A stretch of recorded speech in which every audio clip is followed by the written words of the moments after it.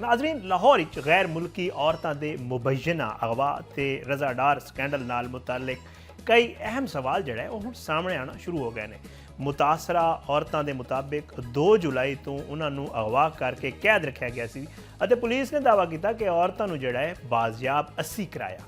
ये वही केस है जिहदे विच नायब वज़ीर आज़म दे रिश्तेदार रज़ा डार दा नाम भी सामने आ रहा है तो यह मामला हुण सियासी रंग भी अख्तियार कर चुका है। पहले सैनेटर फैसल वार्डा ने कहा कि साग डार साहब नूं इस्तीफा देना चाहिए तो हुण तो बाकायदा तौर पर जिहड़ा है वो पाकिस्तान तहरीक इंसाफ ने भी जिहड़ा है मुतालबा कर दिता है कि जिहड़ा है वो इन्हां नूं इस्तीफा देना चाहिए और केस की मुकम्मल तफ्तीश गैर जानबदारी नाल होनी चाहिए है। अहम गल यह है कि रज़ा डार इस वेले भी अपने जिस्मानी रिमांड उत्ते पुलिस की तहवील च है। इस दौरान पुलिस के किरदार ते तहकीकात के तरीकाकार उत्ते भी कई सवाल जिहड़ा है वो सामने आ रहे हैं। ये दोवां गैर मुल्की जिहड़े औरतां इन्हां विचों जिहड़ा एक दा ताल्लुक तुहानूं पता है पोलैंड नाल सी और दूजे दे एक और मुल्क नाल सी और FIR के मुताबिक औरतां ने इल्ज़ाम लाया कि रज़ा डार समेत होर कुछ नौजवानों ने उन्होंने ज़बरदस्ती कैद विच रखिया, जिस्मानी तशद्दुद ते ज़्यादती का निशाना बनाया तो रिहाई के बदले उन्होंने अहले खाना तो $15 लाख के करीब जिहड़ा वो रकम भी मंगी। हुण ये दोवां औरतां जिहड़ा वो मैडिकल टेस्ट ते उहदे बाद जिहड़ा दफ़ा 164 के तहत मजिस्ट्रेट के सामने बयान रिकॉर्ड करा के ते वापस अपने मुल्कां नूं रवाना हो चुके हैं। इस तो बाद पुलिस के आला अफसरां ने एक मीडिया नूं ब्रीफिंग भी दी जिहड़ी तुसीं वेखी, जिहदे विच फैसल कामरान साहब भी मौजूद सन और मीडिया के बड़े सख्त सवालों के उन्होंने जवाब दिते। ये अलावा तुहानूं पता है कि जी वज़ीर आला पंजाब ताईं जिहड़ा है ये मामला बड़ा सीरीयसली वेखिया जा रहा है और उन्होंने भी जिहड़ा है कहा सी कि जी इन्हां औरतां नूं सब तो पहला बाजियाब कराया जाए। ये खबरां जिहड़ा है सामने आए सन और उन्होंने वापस महफूज तरीके नाल अपने मुल्क भेजा जाए। जे औरतों के दफ़ा 164 वाले बयानों वेख्या जाए इन्होंने बयानों तो जो पुलिस ने दावा किया कि असी इन्होंने औरतों को बाजियाब कराए वो बरअक्स है और ये गल सामने आई है कि जी ऐसा मामला नहीं सी। उन्होंने औरतों के एक गड्डी नाल एक्सीडेंट होया सी, उस गड्डी का जिहदे जा रही सन और रुकी और उसके बाद जो दुकान पर गई और उत्थों नकाल की और सारा मामला तुसीं सुन चुके हो। बहरहाल कई होर सवाल भी ये जो खड़े हो गए हैं।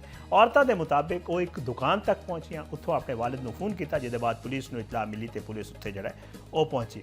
इस बारे DIG ऑपरेशन फैसल कामरान साहब ने जो सहाफियों ने उन्होंने पूछा तो उन्होंने वजाहत की कि असी मुख्तलिफ शहरों छापे मार रहे सन, जिस तो बाद मुलजमान को एहसास होया कि पुलिस उन्होंने तक पहुँच चुकी है, इसलिए उन्होंने औरतों को गड्डी बिठा के आख्या कि पैसे आ गए हैं, असी तुहानूं एयरपोर्ट छोड़ आने तो इस तरह औरतों की रिहाई मुमकिन हुई। ये उन्होंने इस सवाल का जवाब दिता सी। सहाफिया ने SHO की कार्रवाई तुसीं सुनी होएगी कि जज साहब के घर पहुँच गए, उस हवाले नाल भी सवाल किया कि ये सब कुछ आला हुकाम दे हुक्म ते होया सी। जवाब विच DIG साहब ने कहा कि औरतों के बैरून मुल्क वापस जाने तो पहला उन्होंने दफ़ा 164 के बयान रिकॉर्ड करना बड़ा जरूरी सी। इस मकसद लिए ड्यूटी मजिस्ट्रेट नाल राबता किया गया तो राबता ना होया तो उस सूरत SHO नूं मजिस्ट्रेट दे असीं घर भेजिया सी ते उन्हां दा कहना सी कि जे औरतों का बयान रिकॉर्ड कराए बगैर असी उन्होंने वापस भेज देंगे तो बैनुल अक़वामी मीडिया तो आलमी फोरमां उत्ते जिहड़ा पाकिस्तान उत्ते कई सवाल पैदा होंदे और कई सवाल खड़े होंदे। केस नाल मुतल्लिक होर भी कई सवाल जिहड़ा सामने आ रहे हैं। सहाफिया ने यह भी इल्ज़ाम लाया कि पुलिस कुछ अपराध नूं बचाने की कोशिश कर रही है। इस उत्ते DIG ने वजाहत पेश की और कहा कि तहकीकात जिहड़ा वो शफाफ अंदाज जारी ने और केस की तहकीकात जिहड़ा वो बिल्कुल शफाफ तरीके नाल कीते जाणगे। केस की तहकीकात एक और पेशरफ्त भी सामने आई है। तहकीकात के मुताबिक इस वाक़े मुलविस एक मुलजिम का जोड़ा वो DNA भी अज जो उन्होंने खवातीन नाल मैच हो गया जी एक ज्यादती की गल की जा रही थी। ज़राए के मुताबिक वाक़े मुलविस अफराद की शनाख्त ते शवाहिद की तस्दीक तो बाद तफ्तीश नूं अगे बताया जा रहा है। पुलिस की हिरासत में मौजूद मुलजमान नवाज नाम का एक मुलजिम भी शामिल है जिहदे बारे आख्या जा रहा है कि उन्हें मुबैना तौर पर सब तो पहले गैर मुल्की खातून नाल ज्यादती की सी। इस मुलजिम उत्ते यह भी इल्ज़ाम है कि उन्हें होर मुलजमान भी मुबैना जुर्म करने ते उकसाया सी, जिस तो बाद बाकी अफराद ने भी मुबैना तौर पर इस वाक़े हिस्सा लिया। तफ्तीशी हुकाम के मुताबिक केस की जी कानूनी कार्रवाई है वो जारी हुए तो तमाम पहलुओं का निहायत बारीक बीनी नाल जायज़ा लिया जा रहा है। ये केस जड़ा है हुण तुहानूं जिस तरह मैं पहले कह रहा था सियासी बन गया। इस केस की क्या तहकीकात शफाफ होंगे, क्या वाकई पुलिस मुलजमान को बचाने की कोशिश कर रही है। डार फैमिली का अपना भी एक मौकफ है वह भी सामने आया है। वो की है इस सारे मामले पर गल करने वास्ते साडे नाल सीनियर क्राइम रिपोर्टर जनाब नुमान शेख साहब मौजूद ने। उन्हां नाल गल करते हैं। नुमान शेख साहब, सब तो पहला तो ये दस दो कि पुलिस कह रही है कि जी इन्हां औरतों को 80 बाजियाब कराए, जिहड़ा खवातीन का 164 का बयान सामने आया ਉਹਦੇ ਵਿੱਚ ਇਹ ਹੈ ਕਿ ਜੀ ਉਹ ਸਾਡੀ ਗੱਡੀ ਲੱਗੀ, ਅਸੀਂ ਉੱਥੋਂ ਨੱਸ ਕੇ ਆਈਆਂ, ਦੁਕਾਨ 'ਚ ਗਈਆਂ, ਉੱਥੋਂ ਫੋਨ ਕੀਤਾ ਤੇ ਉਹਦੇ ਬਾਅਦ ਪੁਲਿਸ ਆਈ। ਹਕੀਕਤ ਹੈ ਕੀ? ਦੇਖੋ ਸ਼ਾਇਦ ਇਹਦੇ ਵਾਸਤੇ ਨਾ ਥੋੜਾ ਜਿਹਾ ਇਸ ਕਹਾਣੀ ਦੇ ਬੈਕਗਰਾਉਂਡ 'ਚ ਜਾਣਾ ਪਏਗਾ।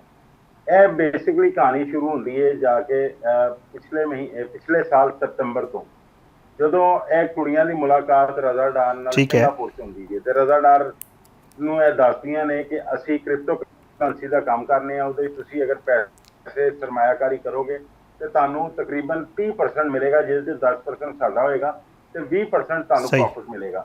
ਉਹਦੇ ਤੇ ਰਜ਼ਾ ਡਾਰ ਇਹਨਾਂ ਨਾਲ ਕੋਈ ਆਪਣਾ $1 ਲੱਖ ਦੀ ਪਹਿਲੇ ਇਨਵੈਸਟਮੈਂਟ ਕਰਦਾ ਹੈ, 2 ਮਹੀਨੇ ਇਹਨਾਂ ਨੂੰ $40,000 ਮਿਲਦਾ ਹੈ।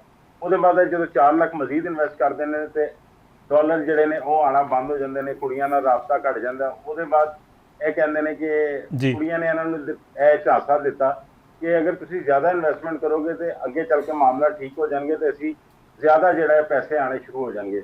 ਉਹਦੇ 'ਚ ਇਹ ਆਪਣੇ ਵੱਲੋਂ ਪਲਾਨ ਬਣਾਉਂਦੇ ਨੇ, ਜਿਸ ਤਰ੍ਹਾਂ ਸਾਡੇ ਪਿੰਡੇ ਥਾਵਾਂ 'ਚ ਹੁੰਦਾ ਹੈ ਕਿ ਬੰਦਾ ਲਿਆ ਕੇ ਬੰਨ ਲਓ ਤੇ ਉਹਦੇ ਕੋਲੋਂ ਪੈਸੇ ਲੈ ਲਾਂਗੇ। ਇਹ ਪਲਾਨ ਬਣਾਉਂਦੇ ਨੇ ਕੁੜੀਆਂ ਨੂੰ ਕਿਸੇ ਤਰ੍ਹਾਂ ਪਾਕਿਸਤਾਨ ਬੁਲਾਇਆ ਜਾਏ। ਇਹ ਉਹਨਾਂ ਨੂੰ ਕਹਿੰਦੇ ਨੇ ਕਿ ਅਸੀਂ ਇੱਕ ਵੱਡਾ ਸਰਮਾਇਆਕਾਰ ਬਿਜ਼ਨਸਮੈਨ ਜਿਹੜਾ ਉਹ ਤਿਆਰ ਕੀਤਾ ਹੈ, ਤੁਸੀਂ ਪਾਕਿਸਤਾਨ ਆਓ, ਤੁਹਾਡਾ ਆਉਣਾ ਜ਼ਰੂਰੀ ਹੈ ਤੇ $25 ਲੱਖ ਦੀ ਜਿਹੜੀ ਇਹ ਸਰਮਾਇਆਕਾਰੀ ਹੋ ਜਾਏਗੀ ਜੀ। ਉਹ ਕੁੜੀਆਂ 26 ਤਾਰੀਖ ਨੂੰ ਪਾਕਿਸਤਾਨ ਆ ਜਾਂਦੀਆਂ ਨੇ। ਪਾਕਿਸਤਾਨ ਆਉਣ ਤੋਂ ਬਾਅਦ ਉਹ ਇਹਨਾਂ ਨਾਲ ਇੱਕ ਵੱਡੇ ਹੋਟਲ 'ਚ ਇਸਲਾਮਾਬਾਦ ਦੇ ਠਹਿਰਦੀਆਂ ਨੇ, ਇੱਧਰ ਉੱਧਰ ਇਹਨਾਂ ਨਾਲ ਖਾਣੇ ਖਾਂਦੀਆਂ ਨੇ, ਸੈਰਾਂ ਕਰਦੀਆਂ ਨੇ। ਇਹ ਇੱਕ ਹਸਨ ਨਾਂ ਦਾ ਮੁੰਡਾ ਵੀ ਉਹਨਾਂ ਨੂੰ ਮਿਲਵਾ ਦਿੰਦੇ ਨੇ ਕਿ ਇਹ ਇਨਵੈਸਟਰ ਹੈਗਾ ਜਿਹਨੇ ਪੈਸੇ ਜਿਹੜੇ ਨੇ ਉਹ ਸਰਮਾਇਆਕਾਰੀ ਕਰਨੀ ਹੈ। ਉਹਦੇ ਬਾਅਦ ਲੇਕਿਨ ਉਹ ਕੁੜੀਆਂ ਆਪਣੇ ਵਾਲਦ ਕਾਰਲਸ ਨਾਲ ਰਾਬਤੇ 'ਚ ਰਹਿੰਦੀਆਂ ਨੇ, ਉਹਨਾਂ ਨੂੰ ਇੱਕ ਤਸਵੀਰ ਭੇਜਦੀਆਂ ਨੇ, ਇੱਕ ਆਪਣੀ ਤਸਵੀਰਾਂ ਭੇਜਦੀਆਂ ਨੇ ਕਿ ਅਸੀਂ ਇਹਨਾਂ ਨੂੰ ਮਿਲ ਰਹੇ ਹਾਂ, ਇਹਨਾਂ ਨੂੰ ਨਹੀਂ ਮਿਲ ਰਹੇ।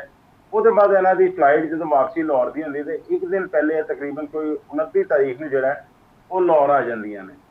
ਜਿਸ ਟਾਈਮ ਲਾਹੌਰ ਆਉਂਦੀਆਂ ਨੇ ਤੇ ਇਹਨਾਂ ਨੇ ਆਪਣਾ ਪਲਾਨ ਬਣਾਇਆ ਹੁੰਦਾ, ਇਹ ਇਹਨਾਂ ਨੂੰ ਫੜ ਕੇ ਡਿਫੈਂਸ 'ਚ ਬੰਨ ਲੈਂਦੇ ਨੇ। ਉੱਥੇ ਇਹ ਕਹਿੰਦੇ ਨੇ ਕਿ ਹੁਣ ਤੁਸੀਂ ਪੈਸੇ ਦਿਓਗੇ ਤੇ ਵਾਪਸ ਜਾਓਗੇ। ਉੱਥੇ ਇੱਕ ਵਹੀਰ ਨਾਂ ਦਾ ਜਿਹੜਾ ਹੈ ਉਹ ਕਿਰਦਾਰ ਸਾਹਮਣੇ ਲੈ ਕੇ ਆਉਂਦੇ ਨੇ, ਉਹਨੂੰ ਆਪਣੇ ਵੱਲੋਂ ਬਦਮਾਸ਼ ਬਣਾ ਕੇ, ਕਿਉਂਕਿ ਉਹਦਾ ਥੋੜਾ ਜਿਹਾ ਕ੍ਰਿਮੀਨਲ ਰਿਕਾਰਡ ਹੁੰਦਾ ਹੈ ਜਿਹਦਾ FIR 'ਚ ਵੀ ਜ਼ਿਕਰ ਹੈ ਕਿ ਬਹੁਤ ਹੈਗਾ। ਇਹ ਉਹਨੂੰ ਸਾਹਮਣੇ ਲੈ ਆਉਂਦੇ ਨੇ। ਉਹਦੇ ਬਾਅਦ ਉਹਦੇ ਵਾਲਦ ਨਾਲ ਰਾਬਤਾ ਕਰਦੇ ਨੇ। ਵਾਲਦ ਜਦੋਂ ਰਾਬਤਾ 'ਚ ਆਉਂਦਾ ਤੇ ਉਹ ਸਪੈਨਿਸ਼ ਪੁਲਿਸ ਨਾਲ ਵੀ ਰਾਬਤਾ ਕਰਦਾ ਹੈ। ਉਹਦੇ ਇਲਾਵਾ ਉਹ ਸਪੈਨਿਸ਼ ਪੁਲਿਸ ਦੇ ਕਹਿਣ ਦੇ ਉੱਤੇ ਹਾਲੈਂਡ 'ਚ ਦੂਸਰੀ ਕੁੜੀ ਦੇ ਮਾਪਿਆਂ ਨਾਲ ਵੀ ਰਾਬਤਾ ਕਰਦਾ, ਉਹਨਾਂ ਦੇ ਘਰਦਿਆਂ ਨੂੰ ਦੱਸਦਾ। ਹਾਲੈਂਡ ਐਮਬੈਸੀ ਜਿਹੜੀ ਹੈ ਉਹ ਐਕਟਿਵ ਹੋ ਜਾਂਦੀ ਹੈ ਤੇ ਸਪੈਨਿਸ਼ ਐਮਬੈਸੀ ਕਹਿੰਦੀ ਕਿਉਂਕਿ ਇਹ ਕੁੜੀ ਵੈਨਜ਼ੂਏਲਾ ਦੀ ਹੈਗੀ ਹੈ, ਸਾਡੀ ਸ਼ਹਿਰੀਅਤ ਨਹੀਂ ਹੈਗੀ ਇਹਦੀ, ਤੇ ਅਸੀਂ ਉਸ ਤਰ੍ਹਾਂ ਇਹਨੂੰ ਪ੍ਰੋਟੋਕੋਲ ਨਹੀਂ ਦੇ ਸਕਦੇ, ਲੇਕਿਨ ਤੁਸੀਂ ਪਾਕਿਸਤਾਨ ਦੀ ਜਿਹੜੀ ਪੁਲਿਸ ਹੈਗੀ ਹੈ ਉਹਨੂੰ ਇਤਲਾਹ ਦਿਓ। ਉੱਥੋਂ ਇਹਦੇ ਵਾਲਦ ਕਾਰਲਸ ਜਿਹੜੇ ਨੇ 15 ਤੇ ਕਾਲ ਕਰਦੇ ਨੇ। ਉੱਥੋਂ ਜਿਹੜਾ ਹੈ ਪੁਲਿਸ ਇਹਨਾਂ ਨੂੰ ਟਰੈਕ ਕਰਨਾ ਸ਼ੁਰੂ ਕਰਦੀ ਹੈ। ਗੱਡੀ ਦੀ ਤਸਵੀਰਾਂ ਆ ਜਾਂਦੀਆਂ ਨੇ, ਉਹਨੂੰ ਟਰੇਸ ਕਰਦੀ ਹੈ। ਟਰੇਸ ਕਰਦੇ ਕਰਦੇ ਮਲਕੀਅਤ ਦੇ ਉੱਤੇ ਗੱਡੀ ਦੀ ਇਹ ਪਹੁੰਚਦੇ ਨੇ ਸ਼ਾਦਰਾ ਦੇ ਵਿੱਚ। ਉੱਥੋਂ ਪਤਾ ਚੱਲਦਾ ਕਿ ਗੱਡੀ ਰਜ਼ਾ ਡਾਰ ਦੀ ਮਲਕੀਅਤ ਹੈ, ਲੇਕਿਨ ਉਹ ਕਹਿੰਦੇ ਨੇ ਇੱਥੋਂ ਡਿਫੈਂਸ ਚਲੇ ਗਏ ਨੇ। ਉੱਥੋਂ ਕੁੜੀਆਂ ਜਿਹੜੀਆਂ ਨੇ ਉਹ ਡਿਫੈਂਸ ਹੀ ਮੌਜੂਦ ਹੁੰਦੀਆਂ ਨੇ। ਇਹ ਪੁਲਿਸ ਡਿਫੈਂਸ ਪਹੁੰਚਦੀ ਉਸ ਪਤੇ ਦੇ ਉੱਤੇ ਤੇ ਪਤਾ ਚੱਲਦਾ ਕਿ ਇੱਥੇ ਕਿਰਾਏਦਾਰ ਸੀ, ਇੱਥੋਂ ਉਹ ਚਲੇ ਗਏ ਨੇ। ਲੇਕਿਨ ਉੱਥੇ ਉਹ ਦੱਸਦੇ ਨੇ ਕਿ ਇਹ ਵੱਡੀ ਸ਼ਖਸੀਅਤ ਜਿਹੜੀ ਸਿਆਸੀ ਉਹਨਾਂ ਦਾ ਰਿਸ਼ਤੇਦਾਰ ਹੈ। ਉੱਥੋਂ ਜਿਹੜਾ ਪੁਲਿਸ ਫਿਰ ਥੋੜਾ ਜਿਹਾ ਘਬਰਾ ਜਾਂਦੀ ਹੈ ਤੇ ਵਜ਼ੀਰ ਆਲਾ ਪੰਜਾਬ ਨੂੰ ਜਿਹੜਾ ਉਹ ਦੱਸਿਆ ਜਾਂਦਾ ਤੇ ਮਰੀਮ ਨਵਾਜ਼ ਸਾਹਿਬਾ ਕਹਿੰਦੀਆਂ ਨੇ ਕਿ ਪਹਿਲੇ ਤੁਸੀਂ ਕੁੜੀਆਂ ਨੂੰ ਬਾਜ਼ਿਆਬ ਕਰਾਓ, ਉਹਦੇ ਬਾਅਦ ਦੇਖਾਂਗੇ ਕਿ ਕੌਣ ਮੁਲਜ਼ਮ ਹੈ, ਕੌਣ ਕੀ ਹੈਗਾ। ਉੱਥੋਂ ਪੁਲਿਸ ਹੁਸ਼ਿਆਰ ਹੋ ਜਾਂਦੀ ਹੈ। ਉਹ ਕੁੜੀਆਂ ਨੂੰ ਟਰੈਕ ਕਰਨਾ ਸ਼ੁਰੂ ਕਰਦੀ ਹੈ, ਉਹਨਾਂ ਦੇ ਘਰਦਿਆਂ ਨਾਲ ਵੀ ਰਾਬਤਾ ਕਰਦੀ ਹੈ ਰਜ਼ਾ ਡਾਰ ਦੇ। ਉਹ ਜਦੋਂ ਰਾਬਤਾ ਕਰਦੀ ਹੈ ਤੇ ਰਜ਼ਾ ਡਾਰ ਦੇ ਘਰ ਦੇ ਉਹਨੂੰ ਦੱਸ ਦਿੰਦੇ ਨੇ ਕਿ ਪੁਲਿਸ ਤੇਰੇ ਮਗਰ ਹੈਗੀ ਹੈ। ਹੁਣ ਉਸ ਦਿਨ ਕੁੜੀਆਂ ਦੀ ਸਵੇਰੇ 5 ਵਜੇ ਦੀ ਫਲਾਈਟ ਹੁੰਦੀ ਹੈ ਤੇ ਰਜ਼ਾ ਡਾਰ ਕੋਸ਼ਿਸ਼ ਕਰਦਾ ਕਿ ਕੁੜੀਆਂ ਨੂੰ ਫਟਾਫਟ ਜਿਹੜਾ ਏਅਰਪੋਰਟ ਪਹੁੰਚਾਈਏ ਤੇ ਕੋਈ ਆਪਣਾ ਮਸਲਾ ਹੀ ਨਹੀਂ ਹੋਏਗਾ, ਕੁੜੀਆਂ ਇੱਥੋਂ ਨਿਕਲ ਜਾਣਗੀਆਂ। ਕੁੜੀਆਂ ਨੂੰ ਜਿਸ ਟਾਈਮ ਉਹ ਲੈ ਕੇ ਨਿਕਲਦੇ ਨੇ, ਗਾਜ਼ੀ ਚੌਕ ਪਹੁੰਚਦੇ ਨੇ ਤਾਂ ਕੁੜੀਆਂ ਦੇਖਦੀਆਂ ਨੇ ਇੱਥੇ ਕਾਫੀ ਰਸ਼ ਹੈਗਾ। ਉਹ ਸਾਹਮਣੇ ਡੈਸ਼ਬੋਰਡ ਤੇ ਪਾਸਪੋਰਟ ਆਪਣੇ ਦੇਖਦੀਆਂ ਨੇ ਕਿ ਰਜ਼ਾ ਡਾਰ ਕੋਲ ਪਏ ਨੇ। ਇਹ ਆਪਣੇ ਪਾਸਪੋਰਟ ਉੱਥੇ ਚੁੱਕਣ ਲੱਗਦੀਆਂ ਨੇ। ਉੱਥੇ ਇਹਨਾਂ ਦੀ ਰਜ਼ਾ ਡਾਰ ਨਾਲ ਹਾਥਾਪਾਈ ਵੀ ਹੁੰਦੀ ਹੈ। ਉਹ ਗੱਡੀ ਇੱਕ ਹੋਰ ਗੱਡੀ ਜਾ ਕੇ ਵੱਜ ਜਾਂਦੀ ਹੈ। ਉੱਥੇ ਜਦੋਂ ਗੱਡੀ ਵੱਜਦੀ ਹੈ ਤੇ ਕੁੜੀਆਂ ਫਟਾਫਟ ਆਪਣੇ ਪਾਸਪੋਰਟ ਫੜ ਕੇ ਬਾਹਰ ਗੱਡੀ ਤੋਂ ਛਾਲ ਮਾਰ ਦਿੰਦੀਆਂ ਨੇ। ਰਜ਼ਾ ਜਿਹੜਾ ਉਹ ਗੱਡੀ ਵਾਪਸ ਨਸਾ ਕੇ ਚਲਾ ਜਾਂਦਾ ਹੈ। ਕੁੜੀਆਂ ਉੱਥੇ ਇੱਕ ਮਾਡਰਨ ਨੂੰ ਕਹਿੰਦੀਆਂ ਨੇ, ਮਾਡਰਨ ਇਹਨਾਂ ਨੂੰ ਸਾਹਮਣੇ ਦੁਕਾਨ 'ਚ ਲੈ ਜਾਂਦਾ ਜਿਹਦੀ ਤਸਵੀਰ ਵੀ ਆਈ ਹੈ। ਹੁਣ ਪੁਲਿਸ ਲਾਈਵ ਲੋਕੇਸ਼ਨ ਤੇ ਇਹਨਾਂ ਦੇ ਮਗਰ ਹੁੰਦੀ ਹੈ। ਉਹ ਦੁਕਾਨਦਾਰ ਜਿਹੜਾ ਹੈ ਉਹ 1 ਤੇ ਕਾਲ ਕਰਦਾ, ਲੇਕਿਨ ASP ਜਿਹੜਾ ਹੈ ਉਹ 3 ਤੋਂ 4 ਮਿੰਟ ਬਾਅਦ ਉੱਥੇ ਪਹੁੰਚ ਜਾਂਦਾ ਹੈ। ਉਹ ਜਿਸ ਟਾਈਮ ਉੱਥੇ ਪਹੁੰਚਦਾ ਕੁੜੀਆਂ ਨੂੰ ਆਪਣੀ ਤਹਿਵੀਲ 'ਚ ਲੈਂਦੇ ਨੇ। ਕੁੜੀਆਂ ਜਿਹੜੀਆਂ ਨੇ ਉਹ ਬੇਸਿਕਲੀ ਤੁਹਾਡਾ ਸਵਾਲ ਜਿਹੜਾ ਸੀ, ਕੁੜੀਆਂ ਆਪ ਨਸੀਆਂ ਨੇ ਉੱਥੋਂ लेकिन पुलिस क्योंकि पीछा कर रही होंगी तो मौके तक पुलिस पहुंच जाती है। अच्छा नुमान शेख साहब, क्योंकि डार फैमिली का भी अपना एक मौकफ है और मुख्तलिफ चैनल से भी चल चुके हैं, उन्होंने का यह कहना है कि जी असी तो आपू ही विक्टम हाँ, जो रज़ा डार है वो विक्टम है और वो भी धोखा होया है। उन्होंने फैमिली का यह कहना है, थानू क्या लग रहा है? देखो शायद भाई रजा बेशक विक्टम है, देखो उन्होंने $5 लाख जरा वो अपना एक सरमायाकारी की थी, उन्होंने जरा वो सूद कह लो उन्होंने या ਉਹਦਾ ਮੁਨਾਫਾ ਕਹਿ ਲਓ ਪਾ ਕੇ ठीक ਉਹਨਾਂ है। ਨੇ $7 ਲੱਖ ਬਣਾਇਆ ਹੈ। ਇਹ ਗੱਲ ਕਰੋਨਾ 'ਚ ਜਾਂਦੀ, ਲੇਕਿਨ ਰਜ਼ਾ ਦਾ ਤਰੀਕਾਕਾਰ ਜਿਹੜਾ ਸੀ ਉਹ ਗਲਤ ਸੀ। ਜਿਸ ਤਰ੍ਹਾਂ ਕੁੜੀਆਂ ਨੂੰ ਬੁਲਾਇਆ ਗਿਆ, ਕੁੜੀਆਂ ਨੂੰ ਬੁਲਾਉਣ ਤੋਂ ਬਾਅਦ ਮਾਸਟਰ ਜਿਹੜਾ ਪਲਾਨ ਹੈ ਉਹ ਰਜ਼ਾ ਦਾ ਬਣਿਆ ਹੈ, ਸਾਰੀ ਸਹੀ। ਪਲੈਨਿੰਗ ਉਹਦੀ ਸੀ ਤੇ ਉਹਦੇ ਬਾਅਦ ਮੁਕੱਦਮਾ ਵੀ ਜਿਹੜਾ ਦਰਜ ਹੋਇਆ ਤੇ ਅਗਵਾ ਬਰਾਏ ਤਵਾਨ ਦਾ ਮੁਕੱਦਮਾ ਜਿਹੜਾ ਉਹ ਰਜ਼ਾ ਦੇ ਖਿਲਾਫ ਹੀ ਦਰਜ ਹੋਣਾ ਸੀ, ਇਸ ਲਈ ਰਜ਼ਾ ਦੇ ਖਿਲਾਫ ਦਰਜ ਹੋਇਆ। ਉਹਦੇ ਬਾਅਦ ਦੂਸਰਾ ਫੇਲ ਜਿਹੜਾ ਆ ਜਾਂਦਾ ਹੈ, ਜਿਹੜਾ ਕੁੜੀਆਂ ਦੇ 164 ਦੇ ਬਿਆਨ ਵੀ ਹੋਏ ਜਿਹਦੇ ਵਿੱਚ ਉਹਨਾਂ ਨੇ ਦੱਸਿਆ ਕਿ ਸਾਡੇ ਨਾਲ ਜ਼ਿਆਦਤੀ ਹੋਈ ਹੈ, ਉਹਦੇ ਵਿੱਚ ਪੁਲਿਸ ਦਾ ਇਹ ਕਹਿਣਾ ਹੈ ਕਿ ਜਿਹੜਾ ਇਹਨਾਂ ਨੇ ਵਹੀਦ ਨਾਂ ਦਾ ਡੌਨ ਸਾਹਮਣੇ ਬਣਾ ਕੇ ਪੇਸ਼ ਕੀਤਾ ਸੀ, ਉਹਦੇ ਨਾਲ ਜਿਹੜੇ ਦੋ ਮੁੰਡੇ ਸੀ ਇਹ ਉਹਨਾਂ ਦਾ ਫੇਲ ਸੀ, ਇਹ ਉਹਨਾਂ ਨੇ ਹਰਕਤ ਕੀਤੀ ਹੈਗੀ ਹੈ। ਲੇਕਿਨ ਡੀਐਨਏ ਟੈਸਟ ਜਿਹੜਾ ਉਹ ਕਰਵਾਇਆ ਗਿਆ, ਉਹਦੀ ਵੀ ਰਿਪੋਰਟ ਜਿਹੜੀ ਇਬਤਦਾਈ ਆਈ ਹੈ, ਉਹਦੇ ਵਿੱਚ ਵੀ 3 ਨਮੂਨੇ ਜਿਹੜੇ ਨੇ ਉਹ ਪੁਲਿਸ ਦੇ ਮੁਤਾਬਿਕ ਮੈਚ ਕਰ ਗਏ ਨੇ, ਲੇਕਿਨ ਉਹਨਾਂ 'ਚ ਰਜ਼ਾ ਡਾਰ ਵਗੈਰਾ ਦਾ ਨਹੀਂ ਹੈਗਾ। ਜਦਕਿ ਹਾਲੇ ਜਿਹੜਾ ਮੇਨ ਮੁਲਜ਼ਮ ਹੈਗਾ ਵਹੀਦ, ਉਹਨੂੰ ਅਦਾਲਤ 'ਚ ਪੇਸ਼ ਨਹੀਂ ਕੀਤਾ ਗਿਆ ਕਿਉਂਕਿ ਜਿਸ ਟਾਈਮ ਪੁਲਿਸ ਉਹਨੂੰ ਫੜਨ ਗਈ ਸੀ ਤੇ ਪੁਲਿਸ ਦੇ ਬਕੌਲ ਉਹਨੇ ਦੂਸਰੀ ਮੰਜ਼ਿਲ ਤੋਂ ਛਾਲ ਮਾਰਤੀ ਸੀ ਤੇ ਉਹਦੇ ਜਿਹੜੀ ਕਹਿ ਲਓ ਕਿ ਲੱਤਾਂ ਜਿਹੜੀਆਂ ਨੇ ਉਹ ਟੁੱਟ ਗਈਆਂ ਨੇ, ਇਸ ਲਈ ਉਹ ਹਸਪਤਾਲ 'ਚ ਜ਼ੇਰੇ ਇਲਾਜ ਹੈ। अच्छा नुमान शेख साहब, तुम ये सारिया चीज़ा कवर भी कर रहे हो, इन्होंने करीब को वेख भी रहे हो, क्या वाकई एक इल्ज़ाम लग रहा है कि पुलिस जी है वो बचाने की कोशिश कर रही है मुलजमान नूं, ऐसा है? देखो शायद ਇਹਦੇ 'ਚ ਮੁਲਜ਼ਮਾਨ ਜਿਹੜੇ ਨੇ ਉਹ ਹੁਣ ਬਚਣਾ ਬਹੁਤ ਮੁਸ਼ਕਿਲ ਹੈ ਕਿਉਂਕਿ ਜਿਸ ਟਾਈਮ 164 ਦੇ ਬਿਆਨ ਹੋ ਗਏ ਤੇ 164 ਦੇ ਬਿਆਨ ਦੀ ਤੁਸੀਂ ਵੀ ਕਾਨੂੰਨ ਨੂੰ ਸਮਝਦੇ ਕੀ ਅਹਿਮੀਅਤ ਹੁੰਦੀ ਹੈ।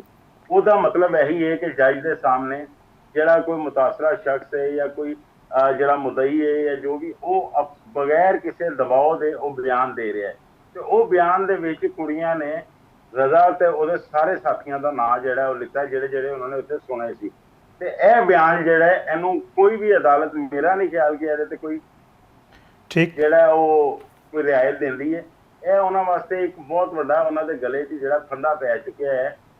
ਹੁਣ ਇਹਦੇ ਅੱਗੇ ਚੱਲ ਕੇ ਜਿਹੜਾ ਹੁਣ ਸਿਆਸੀ ਇਨਫਲੂਐਂਸ਼ੀਅਲ ਹੈਗੇ ਨੇ ਲੋਕ ਜਾਂ ਹੋਰ ਕੋਈ ਇਹਨਾਂ ਦਾ ਹੈਗਾ ਤੇ ਉਹਦਾ ਅੱਗੇ ਚੱਲ ਕੇ ਇਹ ਹੋ ਸਕਦਾ ਹੈ ਕਿ ਹੁਣ ਕਿਉਂਕਿ ਖਵਾਤੀਨ ਇੱਥੋਂ ਚਲੀਆਂ ਗਈਆਂ ਨੇ, ਉਹਨਾਂ ਨੇ ਵੀਡੀਓ ਲਿੰਕ ਦੇ ਜ਼ਰੀਏ ਸਾਹਮਣੇ ਤਫਤੀਸ਼ ਹੋਣਾ ਹੈ, ਉਹਦੇ ਬਾਅਦ ਉਹਨਾਂ ਦੀ ਕੋਈ ਮਿੰਨਤ ਸਾਜ਼ਿਸ਼ ਕਰਕੇ ਤੇ ਕੋਈ ਇਹਨਾਂ ਦੀ ਆਪਸ ਸੁਲਹ ਹੋਏ, ਲੇਕਿਨ ਫਿਰ ਵੀ ਜਿਹੜਾ ਅਗਵਾ ਬਰਾਏ ਤਵਾਨ ਦਾ ਮੁਕੱਦਮਾ ਹੈ ਇਹਨੂੰ ਤੇ ਫੇਸ ਕਰਨਾ ਹੀ ਪਏਗਾ।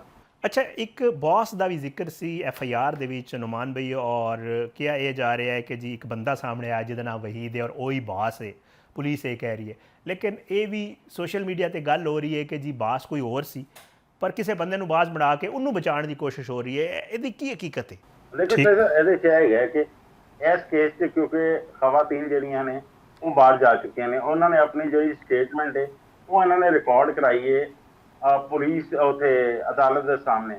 ਉਹਦੇ 'ਚ ਜਿਹੜੀ ਪੁਲਿਸ ਦੀ ਤਫਤੀਸ਼ ਹੈ ਉਹਦੇ ਮੁਤਾਬਿਕ ਕੁੜੀਆਂ ਨੇ ਜਿਸ ਟਾਈਮ ਤਸਵੀਰਾਂ ਦਿਖਾਈਆਂ ਗਈਆਂ ਔਰ ਜਦੋਂ ਵਹੀਦ ਦੀ ਤਸਵੀਰ ਦਿਖਾਈ ਗਈ ਤੇ ਉਹਨਾਂ ਦਾ ਕਹਿਣਾ ਸੀ ਕਿ ਇਹੀ ਬੌਸ ਹੈਗਾ, ਇਹਨੂੰ ਹੀ ਬੌਸ ਬਣਾ ਕੇ ਪੇਸ਼ ਕੀਤਾ ਗਿਆ। ਇਹ ਬੇਸਿਕਲੀ ਜਿਹੜਾ ਹੁਣ ਤੱਕ ਮੇਰੀ ਇੱਕ ਤਜਰਬਾ ਕਹਿੰਦਾ ਇਹ ਕਿਉਂਕਿ ਇਹਦਾ ਕ੍ਰਿਮੀਨਲ ਰਿਕਾਰਡ ਹੈਗਾ ਸੀ, ਇਹ ਆਪਣਾ ਕਤਲ ਦੇ ਮੁਕੱਦਮੇ 'ਚ ਵੀ ਰਿਹਾ, ਇਹਦੇ ਇਲਾਵਾ 3-4 ਹੋਰ ਮੁਕੱਦਮਿਆਂ 'ਚ ਵੀ ਰਿਹਾ ਹੈ ਜੀ, ਕਈ ਮੁਕੱਦਮਿਆਂ 'ਚ ਇਹ ਪੁਲਿਸ ਦੇ ਕੋਲ ਜ਼ਮਾਨਤੀ ਵੀ ਹੈਗਾ, ਲੇਕਿਨ ਮੁਲਜ਼ਮ ਵੀ 3-4 ਮੁਕੱਦਮਿਆਂ 'ਚ ਰਿਹਾ ਹੈ।